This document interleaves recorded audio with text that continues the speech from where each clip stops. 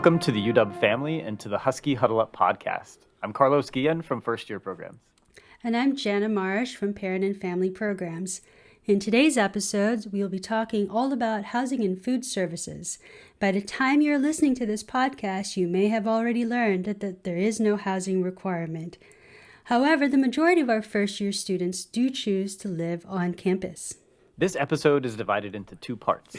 The first part will be a discussion with representatives from Housing and Food Services who will talk more about the on-campus living experience and some of the ways that we support students who live in an on-campus residence hall and on-campus apartment. The second part is a delicious conversation with campus executive chef Tracy McCray.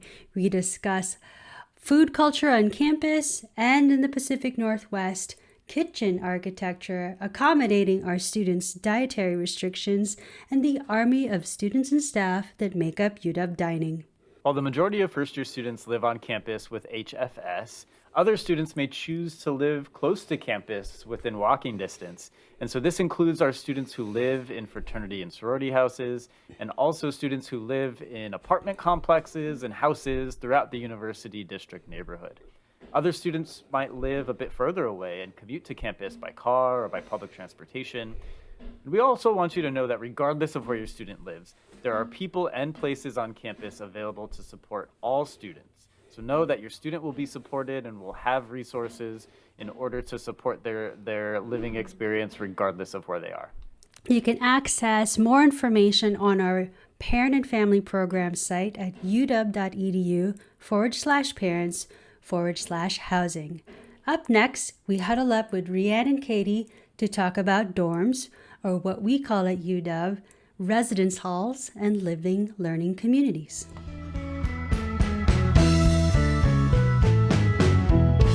Hi, everyone. Welcome to the Husky Huddle Up podcast. This is episode Housing and Food Services with Rianne Ford and Katie Kelly.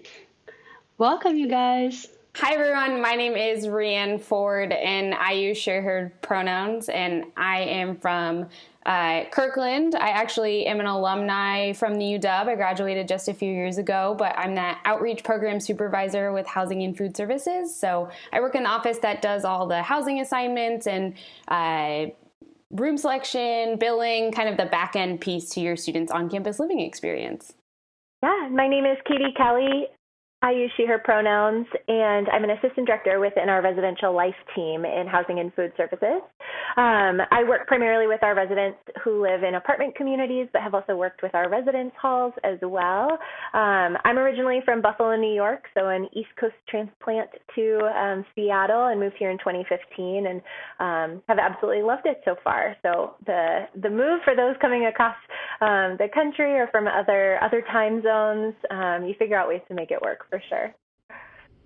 Ooh, East Coast, West Coast. Welcome, everybody. Welcome. Definitely. And we've worked with Katie and Rianne. We've worked with you for several years and talking about housing and food services and how students experience on campus and applying for housing and all of that. Can you all talk a little bit about what housing and food services is and yeah, just kind of what is the mission? What is everything that HFS is about? Yeah, well, we are here to serve our students, definitely. HFS, Housing and Food Services, makes up both housing and on-campus dining.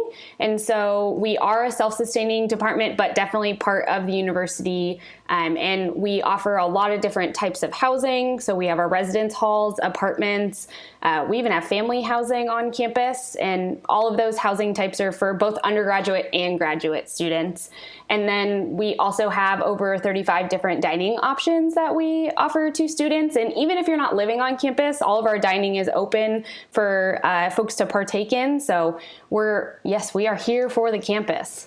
So in a typical year, what is the housing and food services residence hall student population? And when we say typical, we obviously mean pre-COVID. Or post-COVID. Or post-COVID, for this year too. Forward looking. We're excited. Yeah, we typically have about 10,000 students living on campus now. Again, for the upcoming year, between 9,000 and 10,000 students on campus. And so, we have some relatively new style residence halls and apartment communities, and then we have some of our legacy areas as well. And so a variety of different housing types, as Rianne had said. And yeah, excited that it is a robust population, and again, a mixed group between undergrads and graduate students, and some housing types that also offer through summer housing. So we have both 9-month agreements and 12-month agreements. It really is like we are our own little town. It is. It definitely is. There's a lot of really great amenities on campus that I feel like students are able to take advantage of when they live on campus. So back in the day at a different institution, I actually was a hall director. And one of the questions that I got a lot, and that I'm going to ask you, is what is the best building to live in? I know it's like a trick question. But I'm sure a lot of our families are thinking about that. I know, and it's just like when people ask, what's the best or the easiest class to take, right? It totally is a trick question, and the reason I say that is one of the things that we've tried to do at HFS is make it so that your building does not matter. It does not matter where you live. You have the same access to amenities. You have the same access to community. All of our events are open to all on-campus residents, no matter what building they're living in. And with the exception of our 2 legacy residence halls, literally all of our buildings look exactly the same. And when I say exactly the same, I mean exactly the same. The only thing that's different is like the accent wall color. Like in Maple, it's blue, and in Terry, it's yellow. And so it changes a little bit. But one of the things that I encourage people to think about when they're thinking about like, okay, where do I want to live, or what building did I preference on my application, right, is cost first and foremost. Like Katie mentioned earlier, we do have a couple of residence halls that are called our legacy residence halls, and those are McMahon and Hansey, and they are a lower price point option. I actually lived in McMahon my freshman year on campus, and then lived on West Campus my sophomore and junior years. And one of the things that I really like about McMahon is it's set up on what's called the cluster system. So you have like 4 or 5 clusters on each floor, which is a common bathroom, living room, and balcony. And then there are 4 double rooms in the clusters. So you have your roommate, and there's one door. And then you have your cluster mates, and there's one door. And then on your floor, you have your floor mate. So it's like community within a community within a community. And I really liked that it was like a lower stakes way to meet people. I went to a really small high school. My graduating class was 52 students. And so going from that to such a large campus, I definitely felt a little bit out of my element with meeting people. So it was like little bite-sized community where I like got to meet my roommate and then my cluster mates, and I had people to like go to dog days with and things like that. So definitely thinking about price, and also like, what does community look like for you? What do you think, Katie? Yeah, I think you were definitely right on in terms of it doesn't matter what building you live in. That's really just like, I don't know, insignificant, and it's really what you make of that experience within. And so you can have a terrific living experience in any one of our communities, but it's also up to you, and it's up to the student to make that experience what they want it to be, and to put themselves out there and introduce themselves to people. And I think, again, the different sides of campus have different feels in that, like, one is a little bit more urban with West Campus and the apartments and residence halls that are over there. And then the North Campus is, again, more settled within, kind of near to the academic buildings, and kind of that more traditional college feel, if you will, less of the urban environment.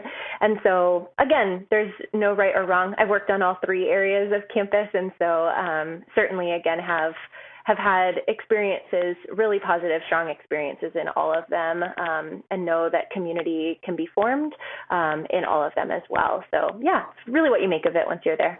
And for our families that are like listening to this today and saying, oh, I wish I could see what they're talking about. In the Pleistocene era when I went to school, there was no such thing as being able to see these dorms. We have to physically go there. where can our families kind of take a look and do kind of a self-guided tour, or is there a video to see what the rooms look like? There's so many resources, all online, yes, especially because of COVID. But the first place that I would check out is our YouTube page. We have virtual tours of every single building, but we also have 360-degree tours. So you'll actually be in like the room, and you can click on the screen, or like use your finger if you're using your phone, or even just like put your phone up to your face and like spin around and look at the room in 360 degrees. So that's my preferred way to get a feel for what the rooms look like. I'm definitely someone who I have a really hard time figuring out what everything looks like from a certain perspective. So being able to spin myself around is really nice. And then we do have a residence hall tour, like a campus tour with a product called Concept 3D, which you can find on the homepage to our website. So if you go to our website, everything's linked there, but there's like 1,000 videos of different halls and dining facilities and resources like that. So definitely check those out.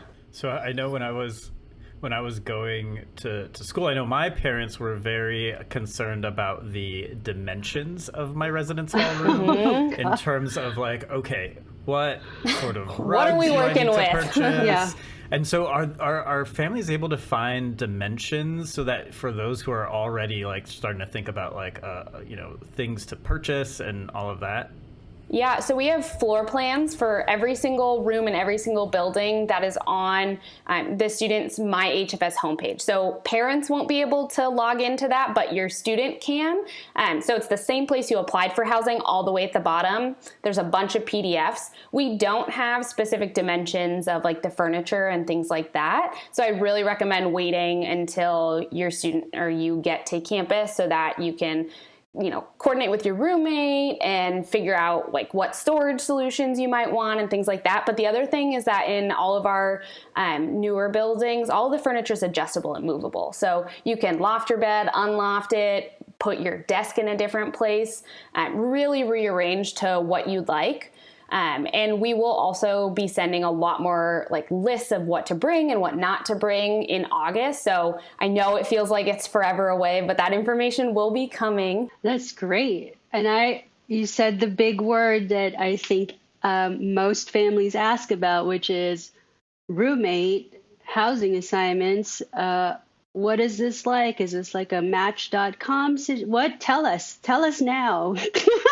Which is how parents ask me questions. Oh, that's how I describe it. I describe roommate matching as Match.com, but for roommates. So if they're saying that to you, there's a good chance they might have gotten it from me. But we have a roommate finder app on Zeme. So all of the admitted students should have gotten a link to that. But that's where you can go and like, say if you get up early or you get up late, you like a cold room or a warm room, you take long showers or you never shower, which is gross, so you should probably shower at some point. But basically you can match yourself with another person, and then you can, you would have put that on your housing application, and so we'll try to assign you with that person. But I know Katie is much more well-versed in the roommate situation. So do you want to talk a little bit about that? Yeah. I think roommates are always an interesting thing. Some people want to pick who they live with. Personally, going into college, I didn't. I knew a few people from my high school that were going to my institution, but was like, it's a new experience for me. Why not allow, a random kind of roommate assignment? And I think, again, it sounds a little bit cliche, but like it's what you make of it. And so I think communication is probably the biggest thing there with roommates, whether, again, it's a roommate that you've known since you were 4 years old, or it's a brand new to you roommate and you've never met before. And it was a random assignment. It's really important to have communication and open dialogue about, again, what you both need in your living environment in order to be successful. And so we always get the question of like, should I live with my best friend? And honestly, I don't have advice to give in that realm. My advice would be, it doesn't matter who you live with, but the principles of living with someone else. Again, having lived with my partner for several years, like we still have to communicate and talk, and it doesn't matter who you live with, but it's really a matter of respecting each other and having that open dialogue about what you each need in your space, and revisiting those expectations. So we do have roommate agreements and apartment mate agreements that we offer to students when they first move here. We always encourage that communication before they even get to campus. But the important thing is, again, just talking about those preferences, both lifestyle preferences and kind of what you need for your space, and recognizing that a lot of it is going to be a compromise too. You're never going to get someone who's 100% the same as you are, and quite honestly, even if you are very similar, that can also lead to challenges too. If you're both morning showerers who like an hour-long shower, that's going to run into some stuff. So yeah, it's always good to talk about it. And we also have resident advisors who are peers in the halls that can help with any of those roommate conflicts that inevitably come up, because it's not necessarily a matter of avoiding conflict, but really how you resolve it once you do recognize that there's things that need to be talked through. And I think there's definitely a common misconception that you have to find a roommate prior to like having applied for housing. I hear that all the time is like, oh, I have to find a roommate or I'm going to have a horrible first year. I'm not going to make any friends and so on and so forth. And just like Katie went the random route, I went the random route for roommates every single year. I lived on campus for 3 of my 4 years going to the UW.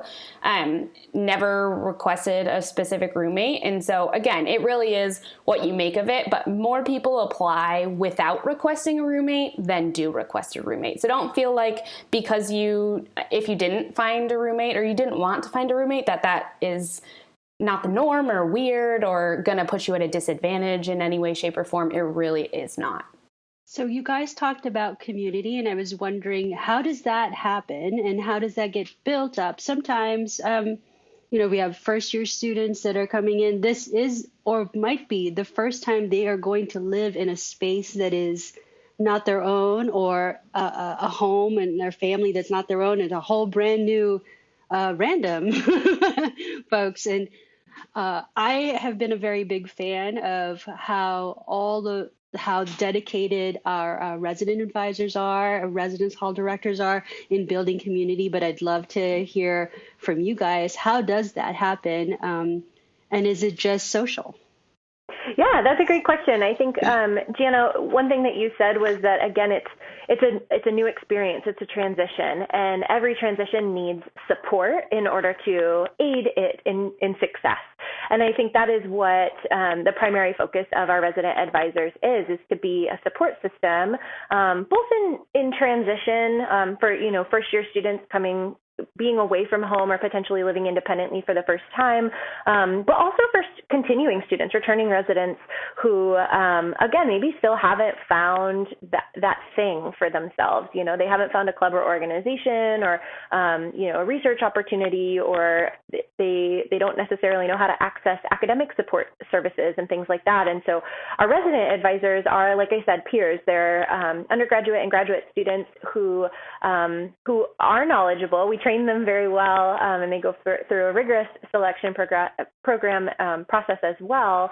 And we ensure that they are very knowledgeable about the institution, that they know what resources are available and might be beneficial to students experiencing different things, whether that's, again, academic challenges, personal challenges finding community. And then they also facilitate that community. So through individual interactions with residents throughout each quarter, they learn about their residents and then work to connect them to other residents. And so that might be through big programs and events.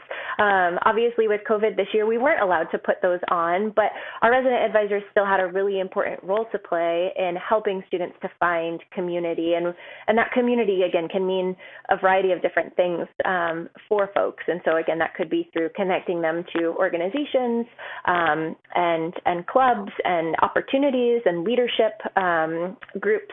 Or it could mean just finding someone down the hall that maybe they wouldn't have ventured and, met on their own, but finding that other person that has, a shared interest in a sporting event or a certain game that they like to play and things like that too. And so the resident advisors are so critical in doing that. And then the resident directors, as you had mentioned, those are our full-time staff members who not only lead the efforts and supervise the resident advisors, but also kind of look more at the community holistically and what is the community needing, what trends are they seeing, and support the resident advisors in, again, building that community.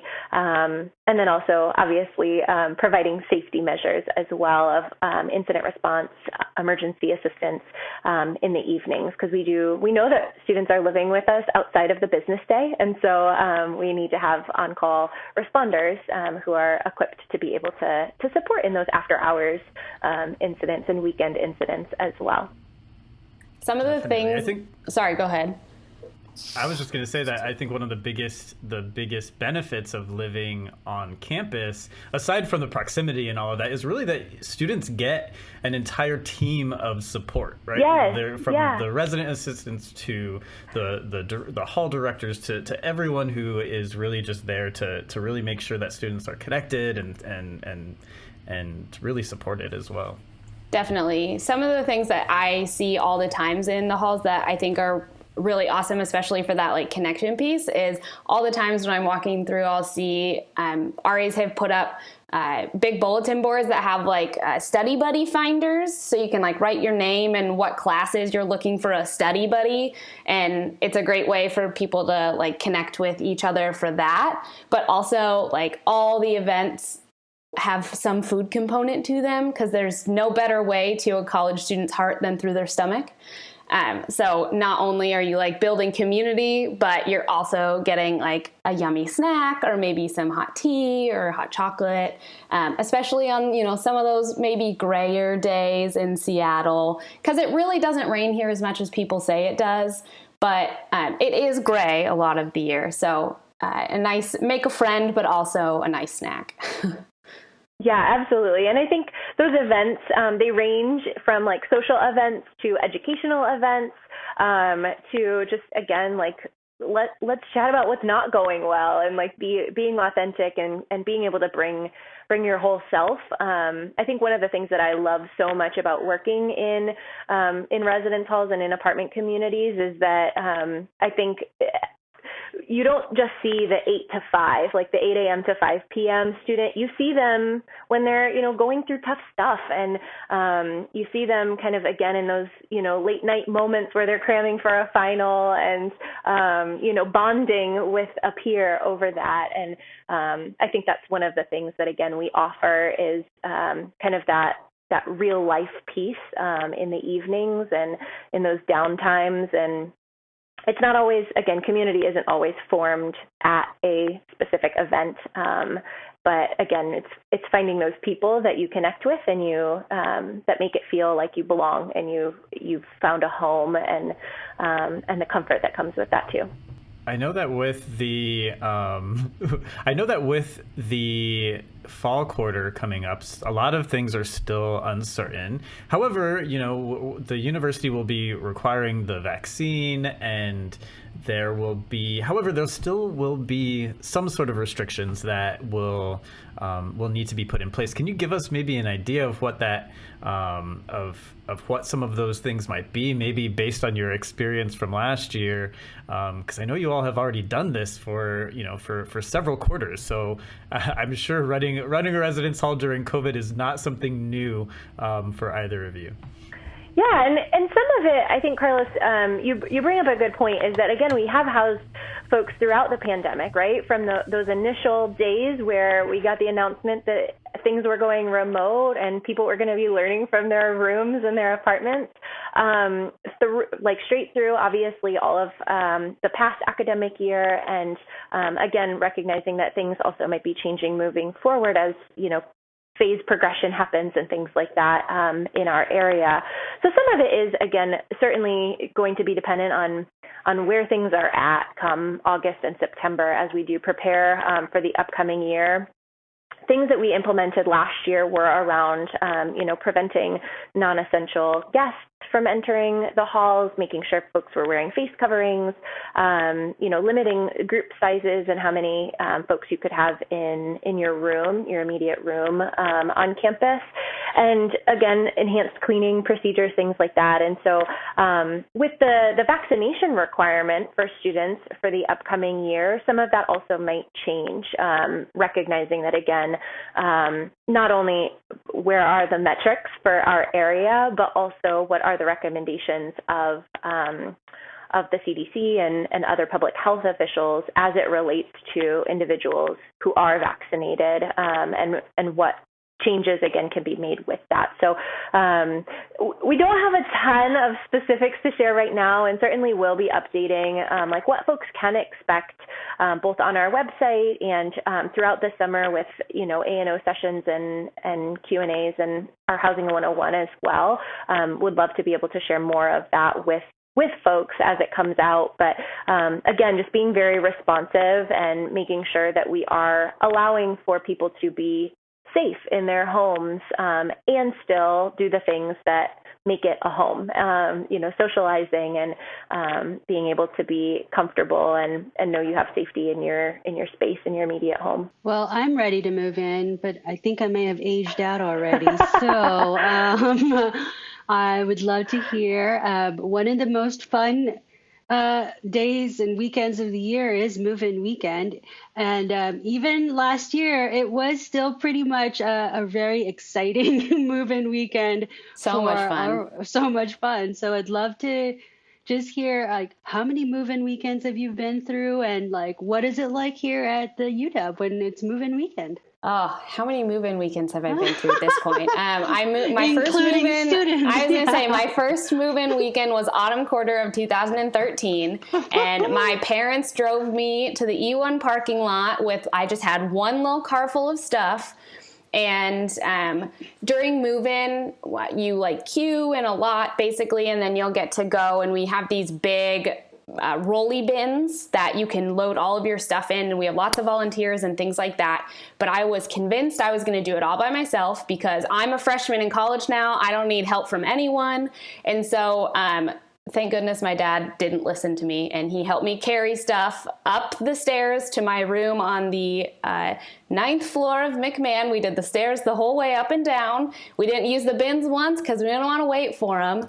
And then my parents dropped me off in my room, and then they said, "We love you," and they left. And they just left me, and it was wonderful because that's what I wanted. I wanted to make my space my own by myself and everything like that. But move-in day, I don't know about you, Katie, but it is my favorite day of the entire year. I guess there's 3 move-in days, but the move-in period is my favorite time of the year because everyone's so excited, both students and their supporters alike. We're so excited because we've missed you for the entire summer. Especially this year, we're so excited because we've missed everybody for a year plus now. It's always just... the UW president is usually walking around chatting with people, and there's a bunch of commotion, but it's really good commotion. People are taking selfies, and families making their students stand in front of their hall for a first day of school picture, basically. And so you got lots of eye rolls from people. It's really, really, really fun. Yeah, I'm going to be this will be my 7th UW move-in this upcoming year, and I swear everyone gets better than the last. We have a very well-oiled machine with move-in.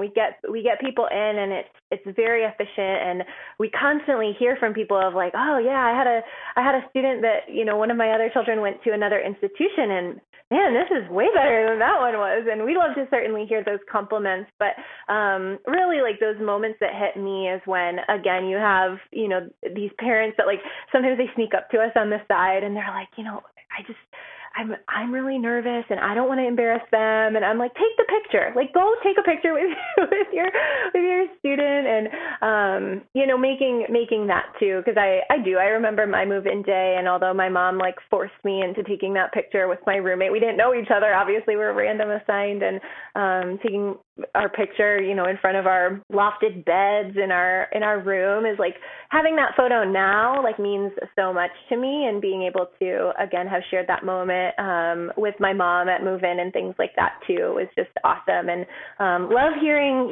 where folks are coming from. Some people make a family road trip out of it from across the country, or, they're with their 17 luggages and all of that moving in. And it's so exciting. And that energy, like coming back for autumn quarter is just, there is like, in my mind, no better place than a college campus at the start of the school year.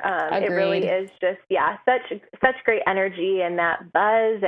And then, of course, with dog days and all of the excitement around that continues. It's not just, yes, our move-in days kind of kick it off, if you will, or, have like a big gusto associated with them, but it continues and people are exciting, and it's that like refreshing new sense. And it was that way even this year. And we had a really wet, rainy, we had a couple really tough weather days this year. But rain or shine, we're out there, and we're so excited to welcome people, and move them in and get that vibe back, in our communities as well. Cause that is really what makes campus feel so great. And again, kind of keeps me in the housing industry, certainly, is again, that feeling of filling up our communities again. So very, very much looking forward to that this autumn for sure.